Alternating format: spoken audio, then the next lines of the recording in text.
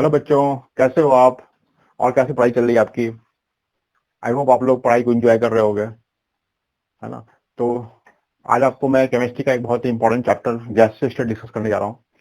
तो gases state के video lecture 1 में हमने लिखा था, डिफरेंट लॉज देखे थे, Boyle's law, Charles law, Avogadro's law, और उसके बेसिस हमने मतलब आइडियल गैस इक्वेशन भी दिखी थी, पीवी इक्वल टू एनआरटी। आज हम आपको वीडियो लेक्चर 2 में इसके आगे के टॉपिक जैसे डाल्टन्स लॉ, ग्राहम्स लॉ, ये सब देखेंगे। ठीक है, तो इसको देखने के पहले मैं आपको एक थोड़ा सा क्वेश्चन दे रहा हूँ। एक अच्छा क्वेश्चन है आपके सामने, है ना? ये क्वेश्चन देखो ऐसा है, an open container of volume we contains air at 27 degree centigrade और 300 kelvin. The container is heated to such a temperature so the amount gas coming out is 2/3 of the amount of gas initially present in the container. ठीक है, तो यहाँ पर इसे present in the container, और दूसरा amount of gas remaining in the container, amount of gas remaining in the container. तो पहले देखो, सबसे पहला पार्ट ए डिस्कस करते हैं। ए वाला पार्ट हम डिस्कस करें।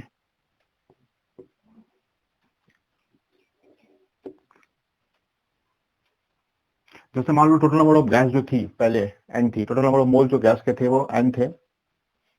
इनिशियल नंबर ऑफ मोल्स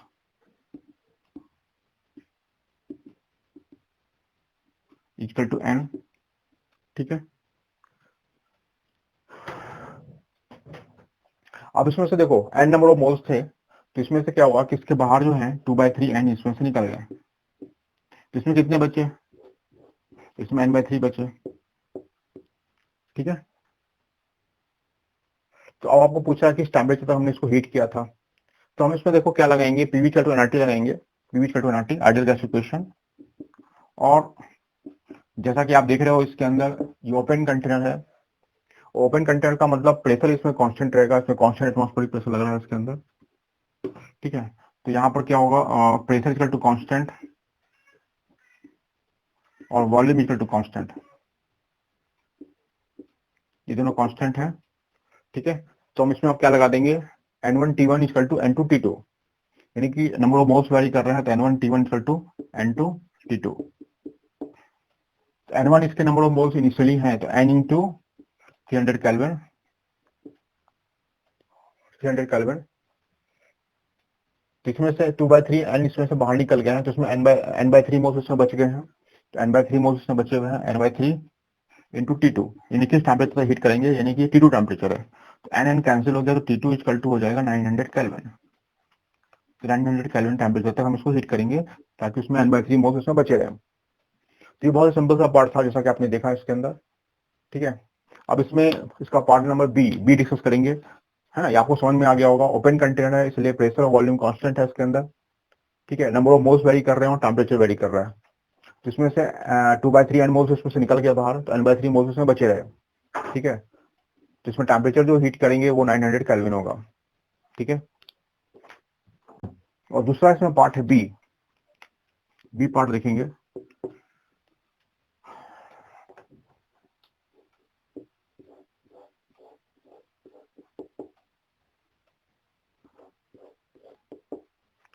देखो, इसके total number of moles initially जो थे, initial number of moles n थे।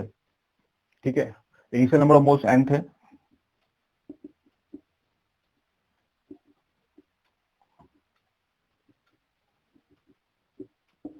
ठीक है, इसमें से आप देख सकते हो कि 2/3 एक्स में से बाहर निकल गया। ठीक है, अब इसमें जो बचे हुए मोल्स हैं, इसके अंदर जो बचे हुए मोल्स हैं वो एक्स है, एक्स इसमें बचे हुए मोल्स हैं, और इसमें 2/3 एक्स जो है इसमें से बाहर निकल गया। 2/3 एक्स इसमें बाहर निकल गया, तो टोटल नंबर ऑफ मोल्स इसमें कितने हो गए, n equal to x plus 2/3 x. ठीक है, तो ये हो जाएगा 5/3 एक्स। तो इसमें एक्स की वैल्यू कितनी होगी, 3n/5 होगी, 3n/5। ठीक है बच्चों, तो एक्स नंबर ऑफ मोल्स यानी 3n/5 मोल्स इसमें बचे हुए हैं, तो इसमें N1T1 इक्वल टू N2T2 लगाएंगे, तो इसमें क्या होगा, N1T1 इक्वल टू N2T2। इसमें नंबर ऑफ मोल्स n थे पहले, टेम्परेचर 300 केल्विन था। अब इसके 3n/5 इसके मोल्स बचे हुए हैं, इनको टेम्परेचर T2 हो गया। ठीक है, तो T2 इक्वल टू कितना हो जाएगा, ठीक है, T2 इक्वल टू 500 केल्विन। इस टेम्परेचर तक इसको हीट करेंगे। तो आप समझ गए बच्चों, इस तरह से हम इस क्वेश्चन को सॉल्व करेंगे। अब देखो, अभी तक हमने इसके पहले आइडियल गैस इक्वेशन देखी थी। तो आइडियल गैस इक्वेशन को हम डेंसिटी टर्म्स में भी कन्वर्ट कर सकते हैं, है ना। इसको आप पॉज करके नोट कर सकते हो, इन टर्म्स ऑफ डेंसिटी इसमें कन्वर्ट कर सकते हैं इसको। अब देखो, जैसे कि हमने आपको आइडियल गैस इक्वेशन डिस्कस किया था, आइडियल गैस इक्वेशन, तो आइडियल गैस इक्वेशन क्या थी हमारी,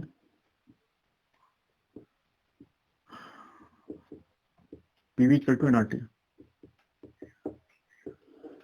ये पीवी इक्वल टू एनआरटी है आइडियल गैस इक्वेशन, ठीक है। आइडियल गैस इक्वेशन को हम इन टर्म्स ऑफ डेंसिटी कैसे कन्वर्ट कर सकते हैं, तो पीवी इक्वल टू जो हो जाएगा, पीवी इक्वल टू मोल्स को हम लोग लिख सकते हैं weight by molecular weight into R into T लिख सकते हैं, है ना। W is weight, weight of the gas, और M is the molecular weight of the gas.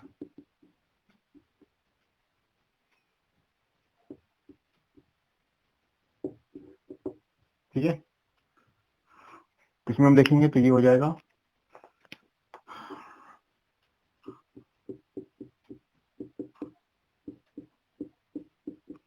तो टी हो जाएगा, यानी पीएम इक्वल टू क्या हो जाएगा, density into R into T.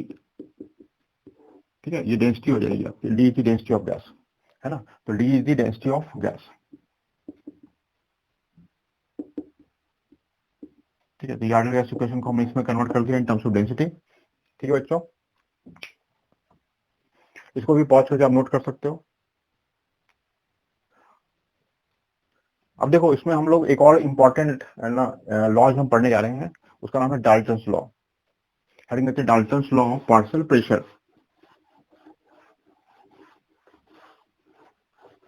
Dalton's law of partial pressure,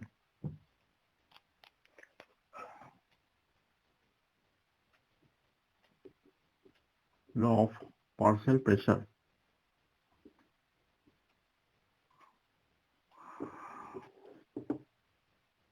ठीक है, सबसे पहले हम आपको ये बताना चाहेंगे कि पार्शियल प्रेशर क्या होता है।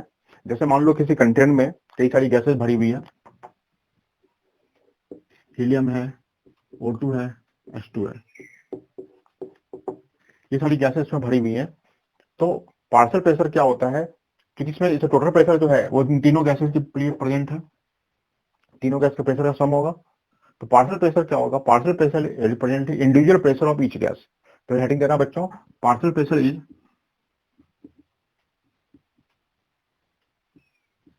Individual pressure of each gas,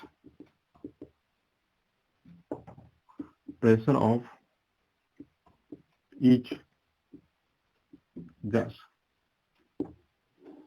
individual pressure of each gas. ठीक है, यानी आप कह सकते हो कि टोटल प्रेशर जो इस कंटेनर में प्रेजेंट होगा वो कैसा होगा, टोटल प्रेशर, ये टोटल कंटेनर में जो गैस भरी हुई है तो टोटल प्रेशर कितना हो जाएगा, total pressure is equal to partial pressure of helium plus partial pressure of O2 plus partial pressure of H2 होगा। This is partial pressure. Individual pressure जो है के सम का, इंडिविजुअल प्रेशर का सम जो होता है टोटल प्रेशर के इक्वल होता है। ठीक है, अब इसमें देखो, डाल्टन्स लॉ की बात करेंगे। डाल्टन्स लॉ क्या कहता है, अगर किसी कंटेनर में हम दो या दो से अधिक नॉन रिएक्टिंग गैसेज रखते हैं, नॉन रिएक्टिंग गैसेज का मतलब ये होता है कि वो गैस रूम टेम्परेचर में आपस में रिएक्ट ना करती हो, है ना। तो टोटल जो इसमें टोटल प्रेशर जो है इन सब के सम का अलग, इन सब का सम होगा, है ना। तो इसमें हम ये कह सकते हैं कि, है ना, नॉन रिएक्टिंग गैसेज आपको लेना, ये ध्यान रखना आपको, नॉन रिएक्टिंग गैसेज। तो नॉन रिएक्टिंग गैसेज कौन कौन सी हो जाएंगी, नॉन रिएक्टिंग गैसेज, ठीक है, नॉन रिएक्टिंग गैसेज लेना है, यानी कि वो रूम टेम्परेचर में आपस में रिएक्ट नहीं करती हो। जैसे हाइड्रोजन और ऑक्सीजन जो है, जिसे H2 प्लस O2, ये दोनों जो गैस है ये रूम टेम्परेचर पर रिएक्ट नहीं करती है ना। तो इस पर डाल्टन्स लॉ एप्लीकेबल होगा, यानी कि जो H2 प्लस O2 जो है नॉन रिएक्टिंग गैसेज है, रूम टेम्परेचर पर रिएक्ट नहीं करती है। जब इसमें हाई टेम्परेचर देंगे या उस तरह की कंडीशन लगाएंगे तो ये रिएक्ट कर सकती है, लेकिन रूम टेम्परेचर वापस रिएक्ट नहीं करती है। ठीक है, तो इस पर डाल्टन्स लॉ हम अप्लाई कर सकते हैं, you can apply Dalton's law on it. ठीक है, लेकिन अगर उसी तरह से आप देखो तो NH3 plus HCl, NH3 plus HCl आपस में रूम टेम्परेचर पर रिएक्ट करके अमोनियम क्लोराइड सॉलिड फॉर्म करती है। ठीक है। तो ये जो है इस पर डाल्टन्स लॉ एप्लीकेबल इस पर नहीं होगा, है ना। NH3 प्लस HCl जो है रिएक्ट करेंगे, सॉल्ट का फॉर्मेशन करेंगे, तो Dalton's law is not applicable on NH3 and HCl। ठीक है, तो इसका स्टेटमेंट लिख लेते हैं हम इसके बाद। तो इसका स्टेटमेंट क्या होगा, इसका डाल्टन्स लॉ का statement, at a constant temperature, at a constant temperature,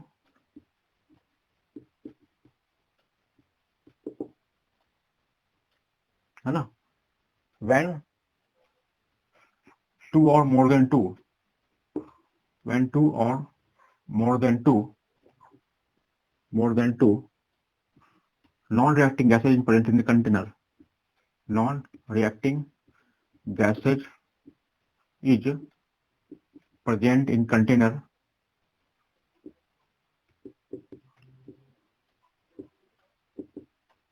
the total pressure is equal to, total pressure is equal to, is equal to sum of partial pressure of each gas, partial pressure of each gas, sum of partial pressure of each gas। ठीक है बच्चों, यानी आप कह सकते हो कि जैसा कि अभी मैंने बताया कि किसी कंटेनर में A B C non reacting gases present हैं, 3 नॉन रिएक्टिंग गैसेज प्रेजेंट हैं, जिसका टोटल प्रेशर कितना हो जाएगा, this is sum of PA plus PB plus PC, this is total pressure, sum of partial pressure of each gas. ठीक है, और देखो एक चीज और इसमें ध्यान देना, अगर मान लो ये तीनों गैसेज प्रेजेंट हैं, इसका वॉल्यूम क्या होगा। कुछ लोगों को लगता है कि ये 1/3 वॉल्यूम ऑक्यूपाई करेंगी, लेकिन ऐसा नहीं होता। अगर एक ए के वॉल्यूम की बात करेंगे तो ए का वॉल्यूम भी क्या होगा, टोटल कंटेनर का वॉल्यूम होगा, बी का भी वॉल्यूम क्या होगा, टोटल कंटेनर का वॉल्यूम होगा। यानी कि उसका वॉल्यूम वही होता है, यानी कि वो गैस जैसे इंडिविजुअली प्रेजेंट हो, खाली अकेले उस कंटेनर में प्रेजेंट हो, तो उसका जो वॉल्यूम होता है वही उसका वॉल्यूम होगा जब वो एक से अधिक गैस में प्रेजेंट होगी। ठीक है बच्चों, तो अगर हम पार्शियल प्रेशर ऑफ पीए निकालना चाहते हैं, पार्शियल प्रेशर ऑफ ए, तो हम इसमें क्या करेंगे, इस कंटेनर में एबीसी गैस प्रेजेंट है, तो इसके मोल्स मान लेते हैं Na है, इसके मोल्स Nb है, इसके मोल्स Nc है, तीनों के मोल्स अलग अलग होंगे। तो पार्शियल प्रेशर ऑफ ए जो होगा this will equal to Na into R into T divided by V, इसके moles total volume of container होगा। उसी तरह पार्शियल प्रेशर ऑफ बी कितना होगा, पार्शियल प्रेशर ऑफ बी जो हो जाएगा Nb into R into T divided by V हो जाएगा, है ना। पार्शियल प्रेशर ऑफ सी कितना होगा, Nc into R into T divided by V होगा। ठीक है, तो टोटल प्रेशर हम निकालेंगे तो इन तीनों का सम करना पड़ेगा। तो टोटल प्रेशर जो हो जाएगा this will equal to PA plus PB plus PC. ठीक है, तीनों का सम करेंगे तो क्या हो जाएगा, Na plus Nb plus Nc into R T by V, ये हो जाएगा टोटल प्रेशर। ठीक है बच्चों, तो आपने इसके स्टेटमेंट को नोट कर लिया होगा, है ना। तो इसको हम लोग ऐसे भी रिप्रेजेंट कर सकते हैं, इसको आप पॉज करके नोट कर सकते हो। ठीक है, तो इसमें हम क्या हो जाएगा,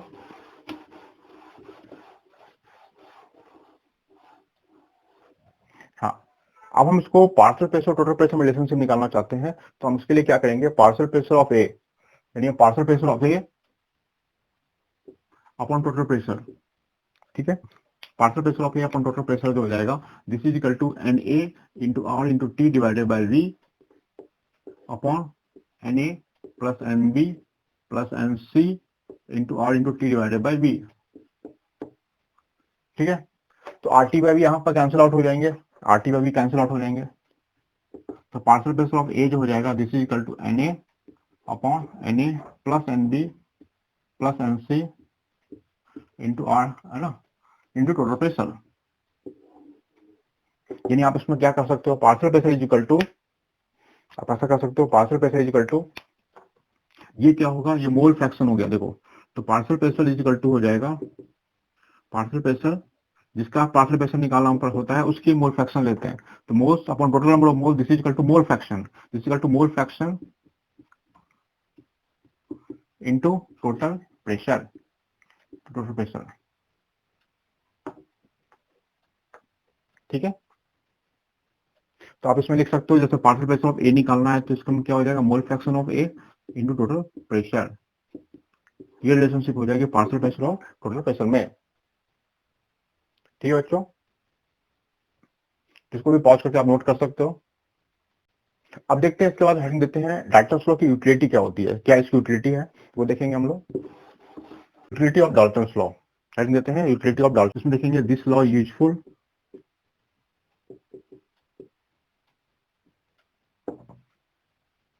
It's like useful in calculating the pressure of the gas. In calculating the pressure of the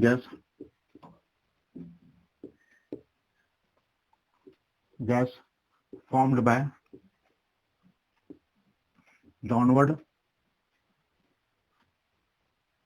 displacement of water. ठीक है, अब देखो जैसे मान लो एक इस तरह से बीकर रखा हमने, इसमें एक गैस रखी है। हाँ तो बच्चों इसमें देखो आप, यहाँ से हमने गैस पास की तो गैस जो होती है ये वो यहाँ से हल्की होगी तो ऊपर जाएगी और यहाँ पर जाकर कलेक्ट हो जाएगी। यहाँ पर गैस है, ठीक है, तो इस गैस का प्रेशर क्या होगा हम लोग जो निकाल सकते हैं with the help of Dalton's law. तो यहाँ पर दो तरह की गैस होगी, एक तो ड्राई गैस होगी प्लस इसमें वाटर वेपर भी कुछ ना कुछ होगा। यहाँ पर ये वाटर है तो वाटर वेपर भी कुछ फॉर्म हो रहा होगा। ठीक है, तो यहाँ वाटर वेपर फॉर्म हो रहा होगा। तो यहाँ पर आप कह सकते हो total pressure of the gas this is equal to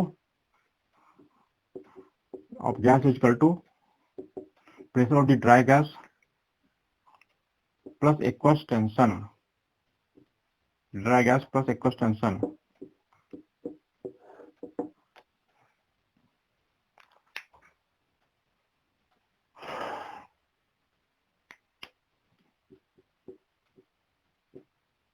तो ड्राई गैस का प्रेशर क्या होगा, total pressure minus aqueous tension. ठीक है, एक्वस टेंशन का मतलब, एक्वस टेंशन का मतलब ये होता है pressure due to the water vapour. Aqueous tension का मतलब होता है this is the aqueous tension, इसका मतलब ये हुआ pressure due to the water vapour. Water vapour की वजह से जो प्रेशर होगा उसको एक्वस टेंशन कहेंगे हम। ठीक है,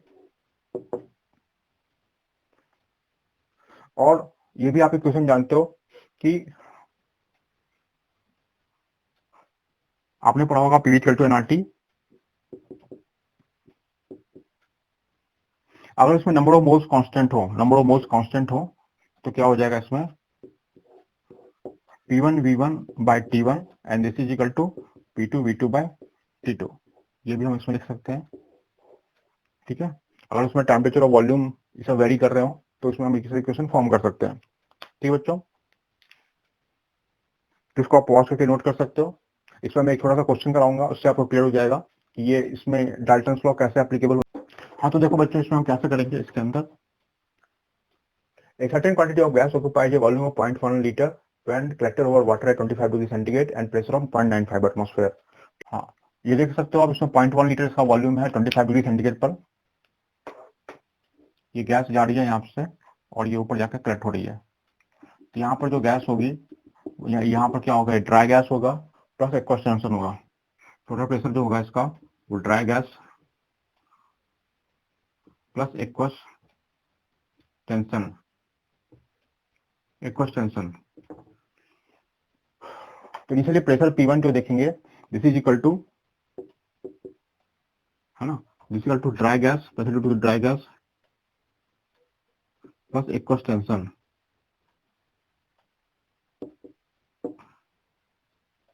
ठीक है, तो यहाँ प्रेशर कितना हो गया, that is 0.95 atmosphere, 0.95 atmosphere pressure due to dry gas plus aqueous tension P। ठीक है, एक्वस टेंशन P ले लेते हैं तो ड्राई गैस का प्रेशर कितना हो जाएगा इनिशियली, जैसे ड्राई गैस का प्रेशर हो जाएगा 0.95 माइनस P, ये होगा।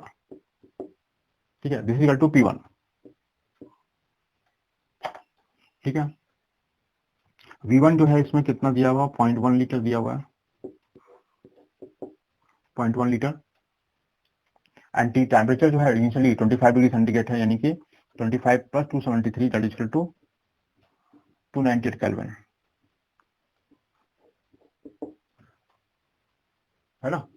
एक क्वेश्चन आंसर निकालना है आपको।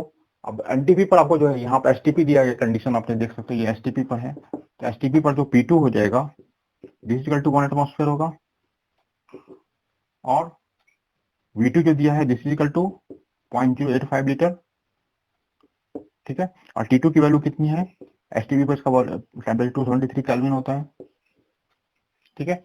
तो अब हम इसमें क्या करेंगे, P1 V1 by T1 P2 V2 by T2 apply कर देंगे, है ना। इसको हम अप्लाई कर सकते हो, इसको मैं रब कर रहा हूँ, ठीक है। तो ये हो जाएगा P1 V1 by T1 equal to P2 V2 by T2, P1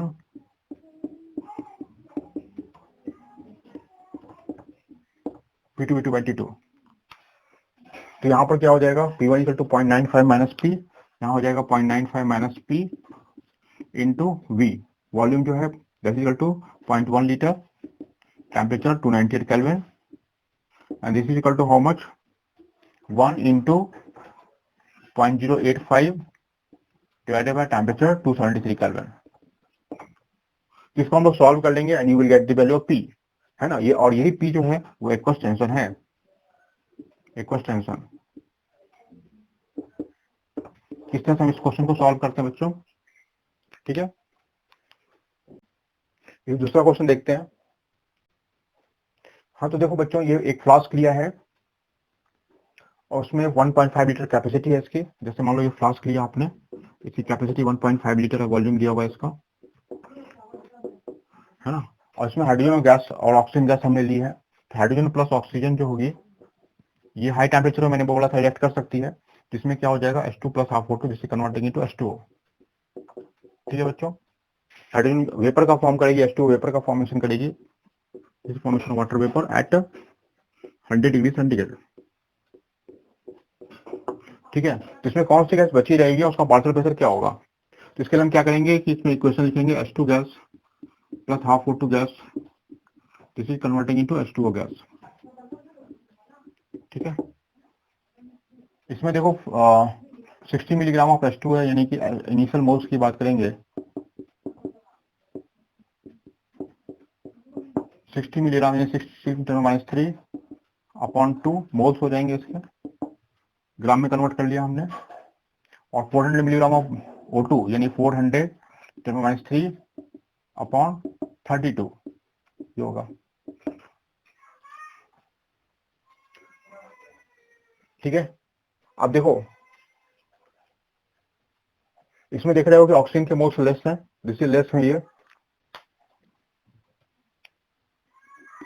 ये लेस मोल्स लग रहे हैं आपको देखने में, इसकी वैल्यू को अगर हम देखा जाए तो, ठीक है। इसमें half mole of O2 react with 1 mole of H2, यानी 1 mole of O2 react with 2 mole of H2,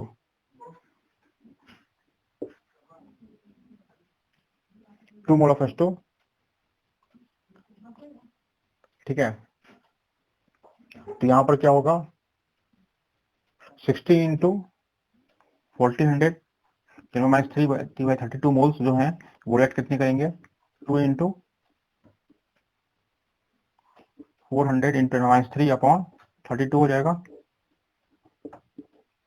ठीक है। तो यहां से मोल ऑफ ये ऑफ मोल ऑफ H2 होंगे, जैसे मोल ऑफ H2, ठीक है।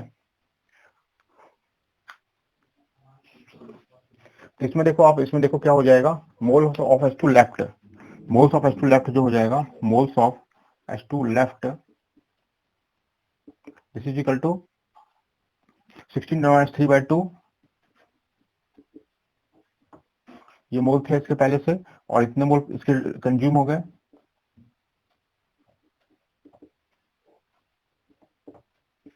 इतने मोल इसमें बचे रह जाएंगे,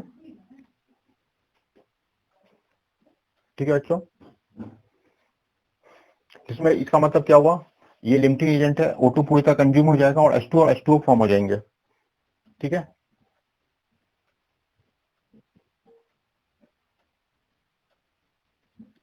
इसमें कितना बचेगा इसके अंदर, इसके मोल्स ऑफ, इसको पॉज करके मैं नोट कर सकते हो बच्चों आप। तो इसमें आप कह सकते हो कि O2 is limiting agent, O2 limiting agent है ना। इसमें किसके किसके मोल बचे रहेंगे, ये मोल्स ऑफ H2 बचे रहेंगे और मोल्स ऑफ H2O फॉर्म हो जाएंगे।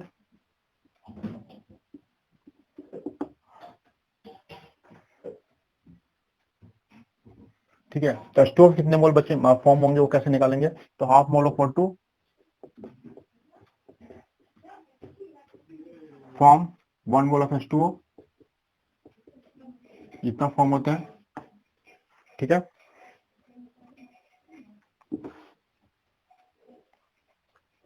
तो 1 mole of O2 will form 1 mole of O2 will form 2 mole of H2O।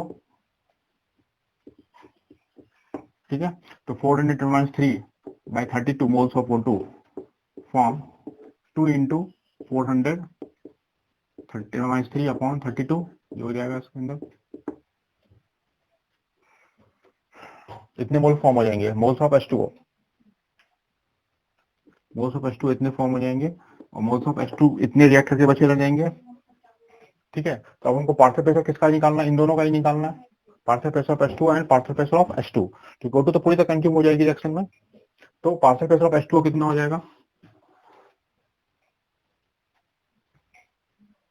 Partial pressure of H2 हो जाएगा, this will equal two moles of H2 into R into T divided by V, ये हो जाएगा।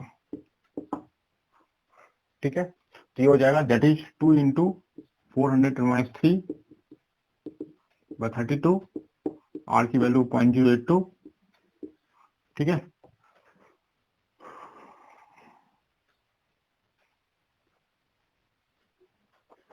Temperature इसमें 100 degree centigrade है, यानी कि हो जाएगा 273 प्लस 100 हो जाएगा upon volume, volume of the container इसमें कितना होगा, 1.5 लीटर है, डिवाइडेड बाय 1.5 हो जाएगा। ठीक है, तो ये आपका इस तरह से सॉल्व हो जाएगा। इससे पार्शियल प्रेशर ऑफ H2O है ना, कितना बचा रहेगा वो निकल जाएगा। और मोल ऑफ H2 के पार्शियल प्रेशर ऑफ H2 कैसे निकालेंगे, ये वाई मान तो इसके मोल्स बचे हैं, वाई मोल्स बचे हुए हैं, तो पार्शियल प्रेशर ऑफ H2 जो हो जाएगा moles of H2 into R into T divided by V, तो ये हो जाएगा y into 0.082 into temperature, temperature जो है दैट इज 283 केल्विन है, सॉरी 273 प्लस 100 हो जाएगा अपॉन 1.5, ये हो जाएगा। ठीक है बच्चों, इस क्वेश्चन को सॉल्व कर लेंगे। अब इसके बाद हम लोग एक नए लॉ को मैं डिस्कस करने जा रहे हैं, डिफ्यूजन और इफ्यूजन, है ना, that is related by grams law. Thirteen देते हैं ग्राम्स लॉ ऑफ डिफ्यूजन और इफ्यूजन। ठीक है, थर्टीन देते हैं ग्राम्स लॉ ऑफ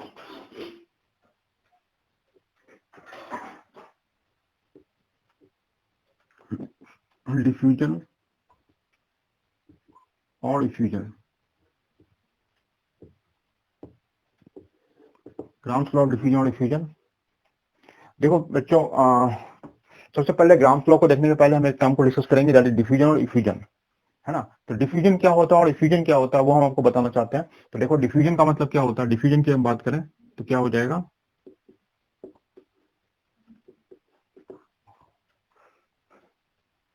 डिफ्यूजन की बात करें तो क्या होगा, जैसे मान लो एक कंटेनर है, इसमें के दो पार्ट हैं,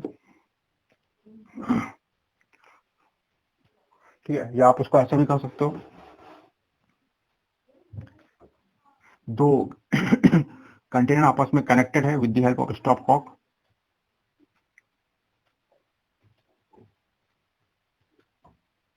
ठीक है, एक में हीलियम रखी हुई है, एक में O2 रखी हुई है और ये स्टॉप कॉक के द्वारा कनेक्टेड है।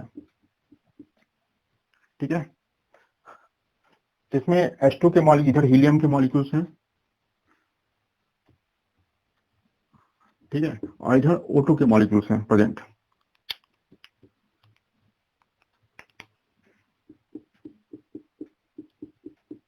यहाँ पर तो अगर हम स्टॉप कॉक को जैसे ही ओपन करेंगे तो आप देखोगे कि O2 गैस यहाँ से यहाँ मूव करेगी और हीलियम गैस यहाँ से यहाँ मूव करेगी। इधर O2 जाएगी, इधर हीलियम जाएगी। ठीक है, तो intermixing of two and more than two gas, है ना, इसको क्या कहते हैं, intermixing of two and more than two gas, that is called diffusion. दो या दो से अधिक गैस का आपस में इंटरमिक्स करना, इसी को हम डिफ्यूजन करते हैं। तो डिफ्यूजन का मतलब ही हो गया इंटरमिक्सिंग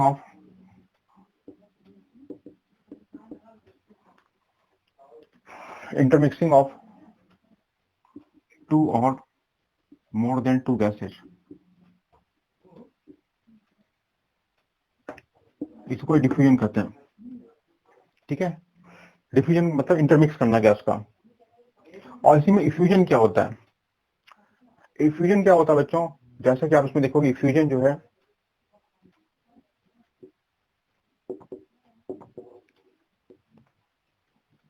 इफ्यूजन क्या होता है कि leaking of gas through small hole, है ना, leaking of gas through small hole, this is called effusion.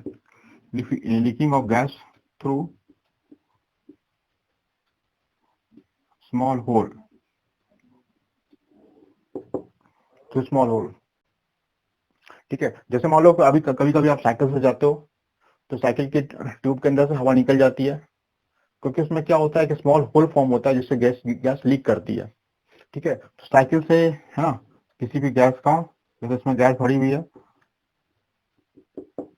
ठीक है, अगर इसमें किसी तरह से हल्का सा पतला सा छेद हो जाए इसके अंदर, तो इसमें से गैस क्या हो सकती है, बाहर निकल सकती है, गैस इसमें से बाहर निकल सकती है। ठीक है, gas can escape from very small hole, that is called effusion। या आप ये भी कह सकते हो कि जैसे आप कभी कोई बलून फुलाते हो, है ना, बलून को अपने फुलाया तो क्या होता है, ठीक है, तो यहाँ से क्या होता है कि कभी कभी इसमें से स्मॉल होल की वजह से, स्मॉल होल जो है, इससे कभी कभी देखते हो कि थोड़ा देर के बाद कभी हवा निकल जाती है इसमें से, तो ये बलून है,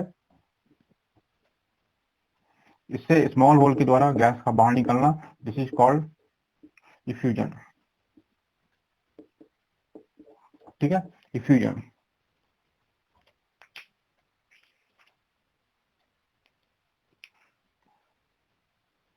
ठीक है, तो इससे रिलेटेड एक लॉ होता है ना, उसको हम लोग देखेंगे, that is grams law. Heading देते हैं ग्राम्स लॉ ऑफ डिफ्यूजन और effusion. Grams law of diffusion और इफ्यूजन।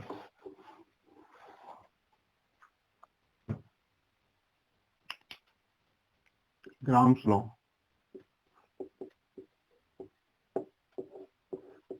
ठीक है, तो इसमें ये लॉ क्या कहता है कि अगर कोई भी गैस लीक करती है तो उसमें से क्या होता है कि डिफ्यूज करती है, तो रेट ऑफ डिफ्यूजन और effusion of gas inversely proportional to square root of their molecular mass.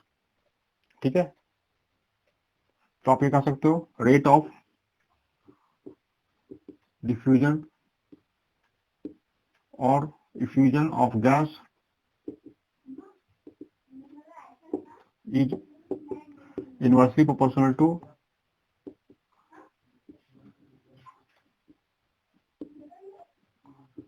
Square root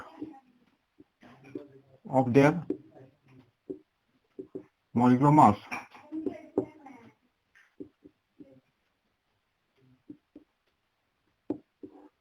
ठीक है, square root of their molecular mass, यानी कहने का मतलब ये होता है कि जैसे एक कंटेनर में दो गैस भरी हुई है, एक हीलियम है एक मीथेन है, तो इसमें आप देख सकते हो कि जब इसमें हीलियम और मीथेन लेते हैं और इस कंटेनर में हमने लिया है हीलियम और मीथेन गैस, ठीक है, हीलियम गैस है और मीथेन गैस है, हीलियम प्लस मीथेन, तो आप देखोगे कि हीलियम का मास जो है एटॉमिक मास 4 ग्राम है, एटॉमिक मास, और मीथेन का 16 ग्राम है। एटॉमिक मास 4 है इक्वल टू 4, इसका एटॉमिक, इसका जो मॉलिक्यूलर मास है जैसे 16 है, molecular mass that is 16, 12 plus 1 into 4 that is equal to 16। यानी आप कह सकते हो कि जो हीलियम गैस होगी वो तेजी से बाहर की तरफ डिफ्यूज होगी, है ना, कि उसका मास कम है, हल्की गैस है तो जल्दी तेजी से बाहर निकलना चाहिए, है ना। यानी आप कह सकते हो इसके एक्सप्रेशन की बात करें तो एक्सप्रेशन जो हो जाता है this is equal to rate of diffusion of gas inversely proportional square root of the molecular mass, ये होता है। ठीक है, तो जो गैस हल्की होगी, ध्यान रखना बच्चों, वो गैस तेजी से डिफ्यूज और इफ्यूज होगी। ठीक है, जो भारी गैस होगी वो धीमे धीमे होगी। ठीक है, तो यहां से आप लिख सकते हो कि आर इनवर्सली प्रोपोर्शनल टू, है ना, inversely proportional to molecular mass, यानी आप कह सकते हो R1/R2 इक्वल टू हो जाता है रूट अंडर M2/M1। ये एक्सप्रेशन आ गया आपका। ठीक है, जैसे इस पर एक थोड़ा सा मैं आपको एक्सपेरिमेंट भी करवा सकता हूँ मैं आपको। जैसे कि आप देखो इसके अंदर, ये आप पॉज करके नोट कर लो पहले। ठीक है, जैसे मान लो एक सिलिंड्रिकल ट्यूब लेते हैं।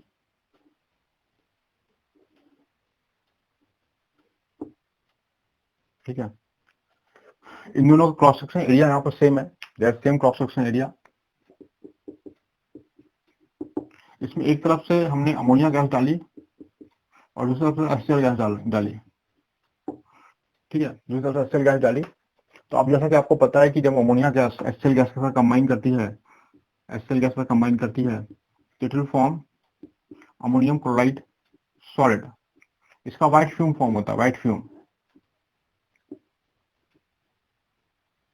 ठीक है, व्हाइट फ्यूम फॉर्म होता है, तो ये आपको जो अनएक्सपोर्ट सेल का जो फॉर्मेशन होगा वो कहाँ होगा, सिलेंडर के बीच में हो सकता है, अमोनिया के साइड हो सकता है, या HCl के साइड हो सकता है। ये कहाँ पर फॉर्म होगी, A, B एंड C, है ना। ऐसे क्वेश्चन आपको एग्जामिनेशन में आ सकते हैं, है ना। तो इसमें क्या होगा, जैसा कि आपको मालूम है अमोनिया गैस लाइटर है, हल्की गैस है, एंड इसका मॉलिक्यूलर मास जो है, इसका मॉलिक्यूलर मास दैट इज 14 + 1 × 3, यानी कि कितना हो जाएगा, 17 ग्राम हो जाएगा। ठीक है, 17 ग्राम हो जाएगा। और यहाँ पर क्या हो जाएगा, 1 + 35.5 = 36.5 हो जाएगा। ठीक है बच्चों,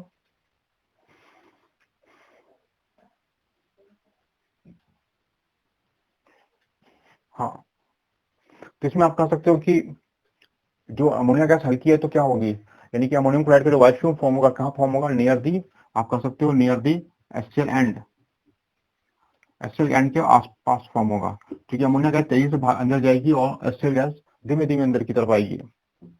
ठीक है, इस तरह छोटे क्वेश्चन आपको आ सकते हैं। Rate of infusion of gas in molecular mass होता है, और आपने कहा कि R1/R2 = M2/M1 होता है। ठीक है, ये molecular mass of the gas है।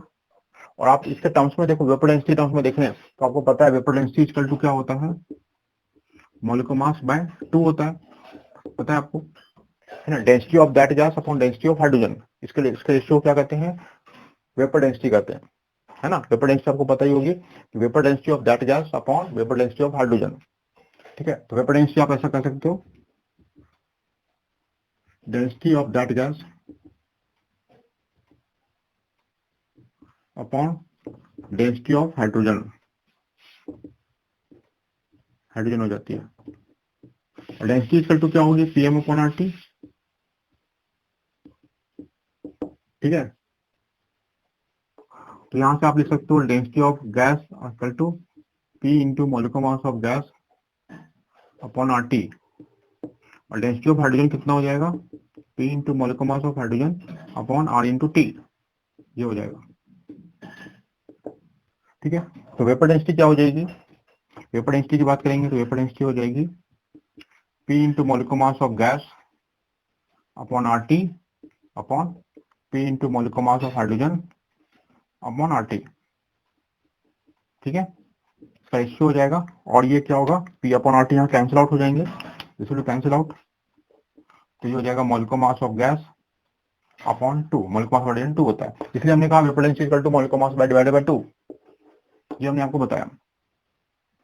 यानी आप कह सकते हो molecular mass of the gas equal to, आप कह सकते हो molecular mass of gas equal to हो जाएगा 2 into vapour density, 2 into vapour density हो जाएगी। इसको हम वेपर डेंसिटी टर्म्स में एक्सप्रेस करना चाहें तो क्या हो जाएगा कि R1 by R2 equal to 2 into vapor density of second gas upon 2 into vapor density of first gas, है ना। यानी आप कह सकते हो R1 by R2 equal to, ये तो 2 कैंसिल हो जाएगा, देखिए D2 अपॉन D1, यानी आप कह सकते हो R inversely constant to vapour density. यानी आप इसको अनदर फॉर्म में भी रिप्रेजेंट कर सकते हो ग्राम्स लो, rate of diffusion of gas inversely proportional to square root of the vapour density, है ना। तो इसको आप लिख सकते हो रेट ऑफ डिफ्यूजन और diffusion of gas is square, है ना, is inversely proportional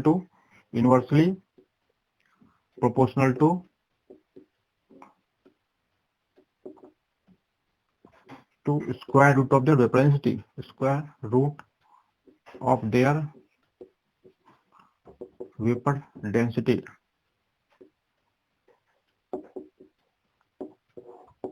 ये होगा, ठीक है बच्चों। तो इस तरह से हम भी इसको रिप्रेजेंट कर सकते हैं। तो इसको आई होप आपने देख लिया होगा, ठीक है, इसको नोट कर लिया होगा, उसको पॉज करके आप नोट भी कर सकते हो, ठीक है। तो इसमें हम देखते हैं कि अगर मान लो, ठीक है, अगर यहाँ से जैसे हमने अभी आपको एग्जांपल दिया था, ये सिलेंड्रिकल ट्यूब है, इससे गैस अंदर गैस जा रही है इसके अंदर, यहाँ से भी गैस जा रही है और यहाँ से भी गैस जा रही है।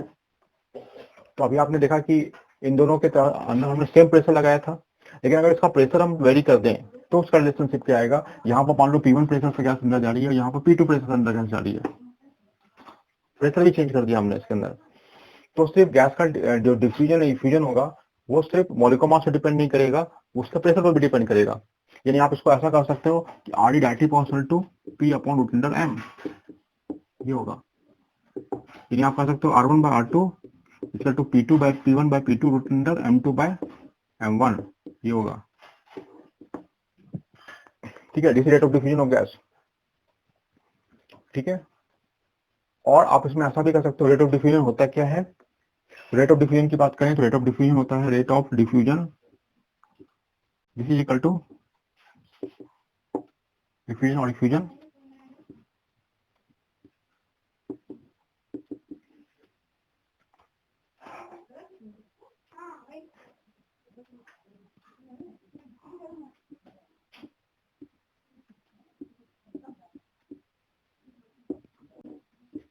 अपॉन टाइम टेकन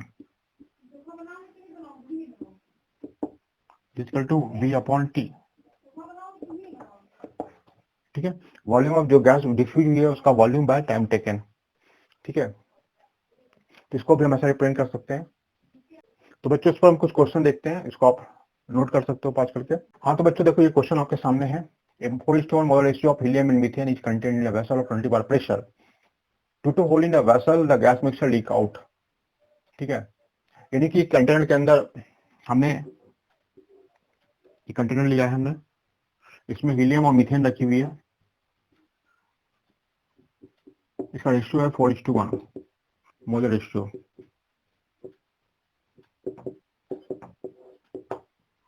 है ना। यानी मोल्स ऑफ हीलियम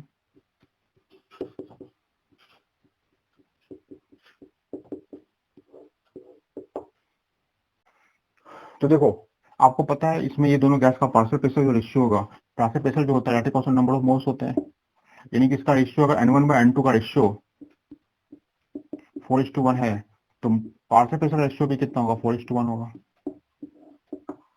ठीक है। तो यहाँ से हम इसमें क्या करेंगे, यहाँ पर हम लगाएंगे R1 by R2 P1 by P2 M2 by M1, ठीक है। यानी आप इसमें कह सकते हो कि rate of diffusion of helium upon rate of diffusion of methane this is equal to partial pressure of helium into partial pressure of methane into the molecular mass of methane upon molecular mass of helium, ठीक है। इसका ratio कितना है 4:1 है, तो यहाँ पर हो जाएगा ये 4:1 moles of helium upon moles of methane, तो ये हो जाएगा 4:1 अपॉन 16 अपॉन 4,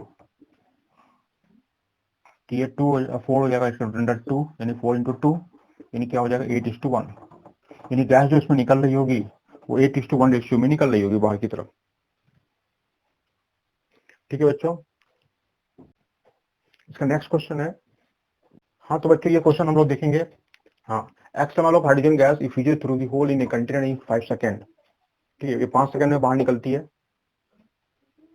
तो time taken for explosion of the same volume of the gas under specified condition is, इसमें से कौन से ऑप्शंस होंगे? तो देखो, इस तरह क्वेश्चन को सॉल्व करने के लिए आपको ऑप्शन चेक करने पड़ेंगे। मान लेते हैं ऑप्शन ए सही है तो इसमें हम क्या करेंगे hydrogen upon helium equal to हो जाएगा रूट अंडर, प्रेशर तो सेम ही है, molecular mass of helium upon molecular mass of hydrogen. ठीक है, तो इसमें x m l of hydrogen gas है तो x upon time, x upon कितना होगा, इसका टाइम है 5 सेकंड हील हाइड्रोजन का। तो same condition same volume of the gas है यानी एक्स अपॉन 10। ये हाइड्रोजन के लिए रख लिया हमने, ये हीलियम के लिए लिया। This is equal to molecular mass of helium यानी कि हो जाएगा 4/2। तो ये आप डिवाइड करोगे तो क्या आ जाएगा 2 आ जाएगा, और ये रूट अंडर 2 है यानी कि ऑप्शन गलत है, ये नहीं होगा। ठीक है, उसी तरह से देखो, अगर ऑप्शन ये और ए ऑप्शन चेक किया था हमने, इसमें बी ऑप्शन अगर आप चेक करो तो क्या होगा,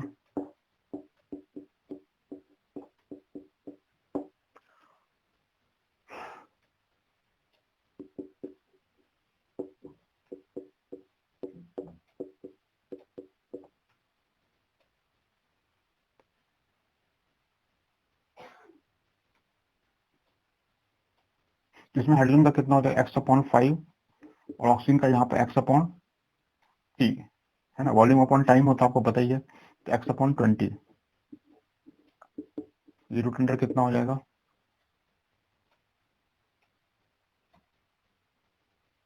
हीलियम नहीं है सॉरी, ये ऑक्सीजन है यहाँ पर। सेकंड ऑप्शन चेक कर रहे हैं, molecular mass of O2 upon molecular mass of H2। ठीक है, और ये 32/2 होगा, तो ये 16 हो जाएगा यानी ये 4 हो जाएगा, और इधर भी ये 4 हो जाएगा, यानी ऑप्शन तो चेक हो रहा है, यानी ये ऑप्शन बी जो है सेटिस्फाई कर रहा है इसके अंदर, यानी इसके अंदर क्या होगा, ऑप्शन बी सही होगा। ठीक है बच्चों, तो इस तरह के क्वेश्चन आपके एग्जामिनेशन में आते हैं। ठीक है, और देख सकते हो कुछ क्वेश्चन आप जिसको आप पॉज करके नोट कर सकते हो। Molecular mass of unknown gas, देखो एक कंटेनर है, इसमें ऑक्सीजन प्लस एक गैस एक्स है जो भरी हुई है इसके अंदर, इसका मोलर रेशियो जो है N1:N2 इक्वल टू 4:1 है। ठीक है, और इसको जो हम यहाँ से लीक कराते हैं तो ये 245 सेकंड लेती है पूरा लीक होने में।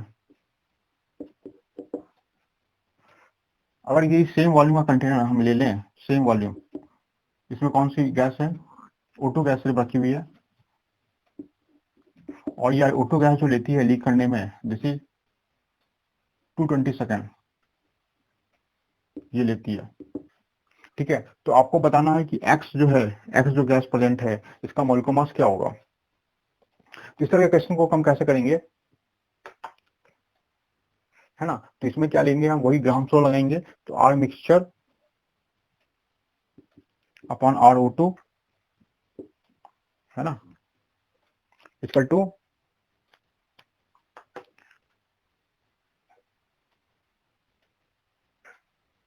Root under M2/M1 molecular mass of O2 upon molecular mass of mixture.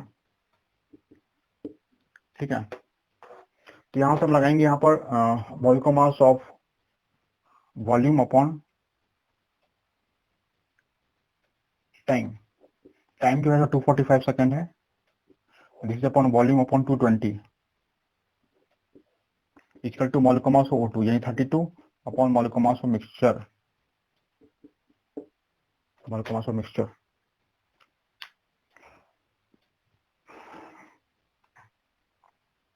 ठीक है, तो इससे मोलिकुलर मास ऑफ मिक्सचर आ जाएगा आपका। ठीक है, और ये क्या होता है, मोलिकुलर मास को निकालने का तरीका हमने बताया था N1M1 plus N2M2 upon N1 plus N2। ठीक है, तो यहाँ पर मोल मास मिक्सचर आपका आ गया है। मोल मास मिक्सचर ये मोलर रेशियो 4:1 है, यानी कि N1 अपॉन N2, ये आपको क्वेश्चन में given that is equal to 4:1 है। तो 4 into mole mass of O2 32 plus 1 into mole mass of X, mole mass of X upon 4 plus 1। ठीक है, इससे आपको क्या आ जाएगा, गैस, जो गैस X है उसका मोल मास आ जाएगा आपका। ठीक है बच्चों, इस तरह से हम क्वेश्चन को सॉल्व कर लेंगे। किस तरह से थोड़े क्वेश्चन ग्राउंड फ्लो पढ़ाते हैं। ठीक है, ये थोड़ा सा क्वेश्चन और देख लो। हाँ देखो, मान लो थोड़ा सा क्वेश्चन ऐसा है,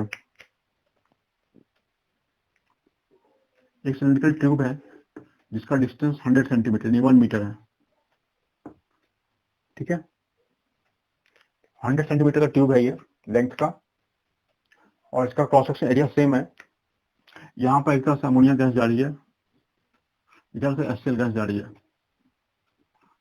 तो आपको ये बताना है कि कितने डिस्टेंस पर अमोनियम क्लोराइड का व्हाइट फ्यूम फॉर्म होगा। ये डिस्टेंस x निकालना है, ये डिस्टेंस x है जिसमें अमोनियम क्लोराइड का व्हाइट फ्यूम फॉर्म होगा। ठीक है, तो इसमें हम कैसे निकालेंगे, देखो R1/R2 rate of diffusion of ammonia upon rate of diffusion of HCl equal to total molecular mass of HCl upon molecular mass of ammonia. ठीक है, और rate of diffusion of ammonia कैसे निकालेंगे, equal to volume upon time, V1 upon T, V2 upon T।